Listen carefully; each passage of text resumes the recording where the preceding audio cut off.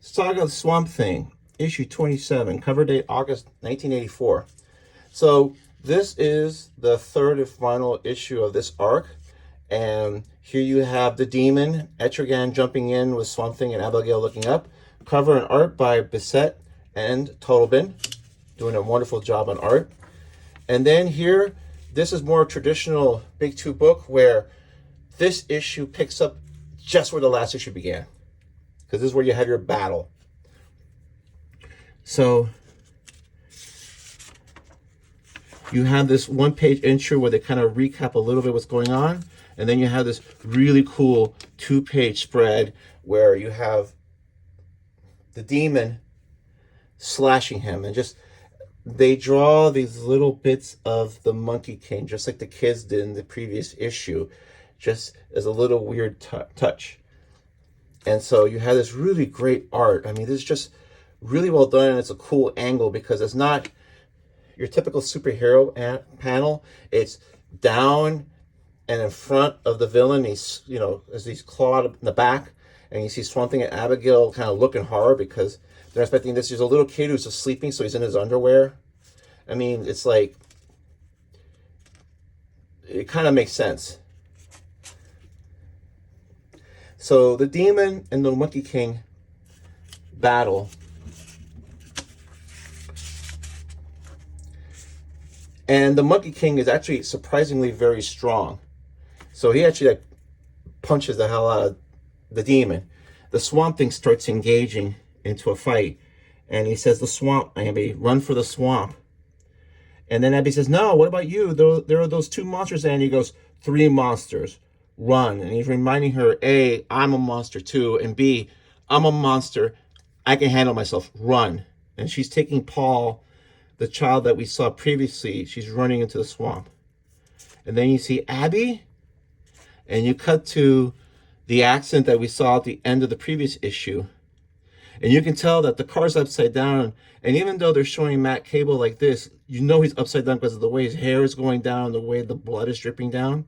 And he's like, Abby, he's like, oh God, I don't want to die. And all of a sudden, this yellow insect appears and says, listen, I see if I alarmed you, please. If you want to scream, there's no one here, and I'll wait patiently until you finish screaming.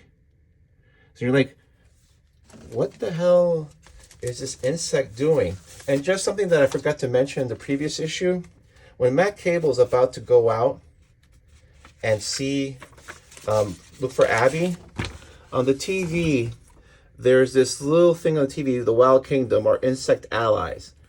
Alan Moore doesn't do anything just for doing it. There's always a purpose.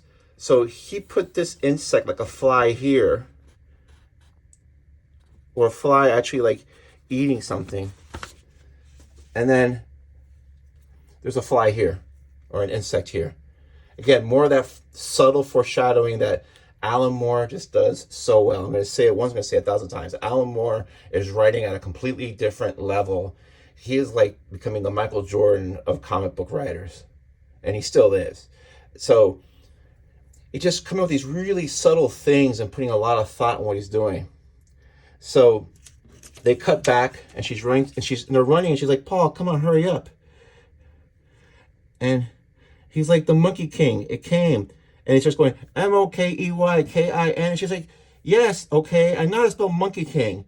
Like, she snaps at me, cries, and she's like, look, I'm sorry, I didn't mean to shout, but I'm scared too. Because kids that are under the autism spectrum really don't like yelling. Just trust me. You can say whatever it is to them you want to say in a calm voice, but if you yell, it really bothers them. So even she snaps, she's like, look, I'm really sorry. I didn't mean to do that. And then all of a sudden you see the demon appear.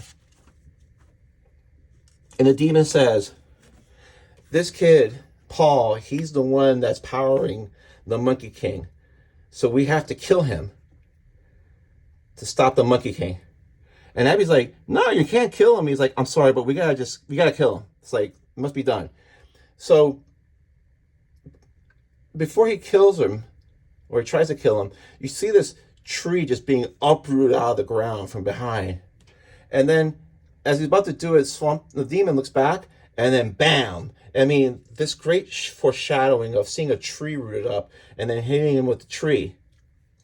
So then these two fight because the Swamp Thing doesn't want the demon to kill this kid. And during this fight, the demon slashes his arm off. So Swamp Thing, and I love this, is all wordless dialogue. I mean wordless dialogue, it's all wordless panels. There's no dialogue. Wordless dialogue, please. And so he just slices off his arm. So Swamp Thing just grabs it, connects it, his body connects it back, and then he punches him back with the same arm. So again, Alan Moore has now put another layer of his abilities. He can regenerate body parts. If you cut off a body part, he can just reattach it. He is like a plant. He's not like a human being. And I love the fact that he punches him with the same arm that he cut off. So as Abby and Paul run, the Monkey King, she's like feels this liquid, and it's a slobber of the Monkey King. So Swamp Thing and Demon are fighting each other. She's running off, and she's alone with Paul facing the Monkey King. And then cut back to Matt in the car, and the Fly says, look, I can fix everything. All you gotta do is open your mouth as wide as possible and let me go in. And I love this little scene of how, like, you see all these faces because he's like a fly. So, of course, when flies see, like, thousands of you.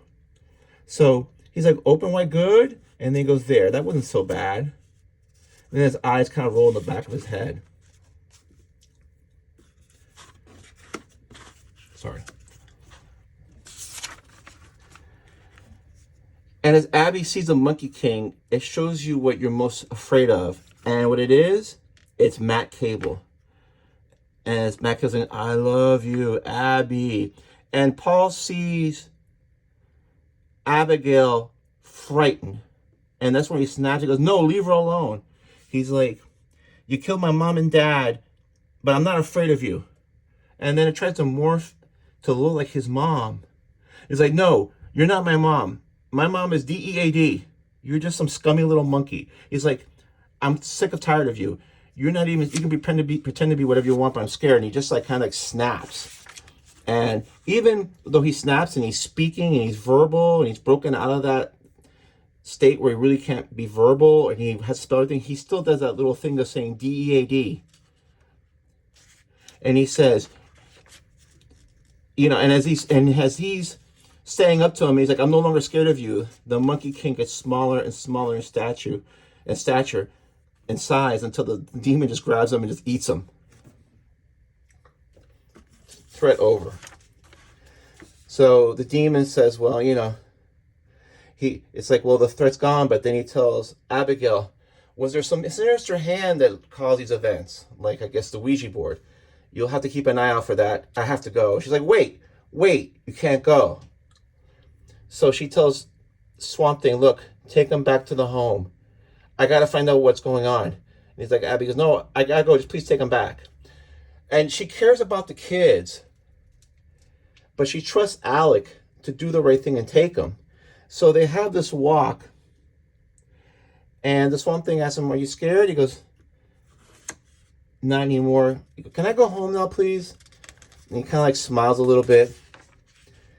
And they're walking together, and then Paul asks him, what did you see? He goes, I saw fire. And he's talking about how he saw when Alec Holland burned. And he says, were you scared? And he goes, yeah, a little. And he goes, well, then it's not so bad to be scared, because if a monster can be scared, it can't be that bad. And he writes, no, it's not that bad. Cut to Abigail looking for Etrigan, and Etrigan has transformed back into Jason Blood.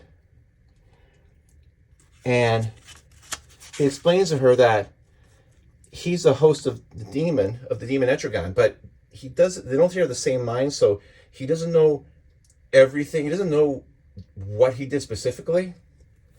And she's like, well, she's telling him, Etrigan said that there might be something more to this. And he's like, well, I can't tell you, I don't know, but you know, demons sometimes actually tell the truth, so be careful. And so there's that mystery of, was there a sinister hand causing these events? Who was it? And then the demon just walks, and Jason Blood just walks off. Then you arrive to Elysium Lawns, and Paul runs back, and the Swamp Thing goes back to the swamp. And as Abigail and Lorraine is walking back home, Matt pulls up. Matt pulls up. He looks good. The car is completely repaired. She has no idea what happened to Matt with that accident. So you're wondering what happened after he swallowed that insect. But whatever it is not good. And they drive off. As they drive off, you see this like drawing. It looks like something like monsters. It looks very scary here. And one little thing that I didn't pick up on or didn't really appreciate back then is at the end of this, it says this issue is dedicated with awe and affection to Jack Kirby. Now, Jack Kirby was the person who created the Demon Etrigan character in 1971 for DC. And I didn't really get Jack Kirby until maybe 8 years ago. I was a kid, I started reading Captain America comics in the mid-70s. Jack Kirby was drawing them, and I just didn't like his style. I didn't know enough about comics to appreciate what he did. This is why I always say you got to read a lot of comics, because then you start appreciating stuff that is done beforehand. People talk about how great it is, and you're like, oh, I can see it now. So, but Alan Moore has always been a Jack Kirby fan. He's always been on the record saying that Jack Kirby wrote most of the issues of Fantastic Four, and Stan Lee just, there was a quote where he said, Stan Lee just added a few forsooths and thous. But if you look at the original art, Jack Kirby along the side would write, this is what happens, and they say this, and they say that. So he was basically plotting and drawing these issues, and Stan was just taking that and cleaning up the script. You know, and this is when that story that Stan Lee created everything in the Marvel Universe was like the official truth, even though it wasn't. And Alan Moore's always been on the record as someone that has appreciated Jack Kirby, understands the significance of what he did. So it's really cool. 1984. I mean, when it did reach his 100th birthday, all the people came out of the woodwork like, oh, I love Jack Kirby. Jack Kirby's so great. But back then, 1984, Jack Kirby was still alive. And he was still doing some art, but he had been like, he was this great that really wasn't used. And it's really kind of interesting that Alan Moore takes the time to dedicate this to Jack Kirby. And, you know, again, he's way ahead of the curve. I mean, there were other people like Barry Windsor Smith, a lot of other artists, Len Wein, Marv Wolfman, that really appreciated what Jack Kirby did. But people didn't come out and just talk about how great. It wasn't like commonly accepted. Everything was always Stan Lee, Stan Lee. So I just thought that was a really nice touch. And that's the issue. So we finished that issue. We've introduced the first arc. We've reintroduced the demon, or actually introduced the demon to the Swamp Thing storyline. We'll see him again. We show more events bonding Abigail and the Swamp Thing.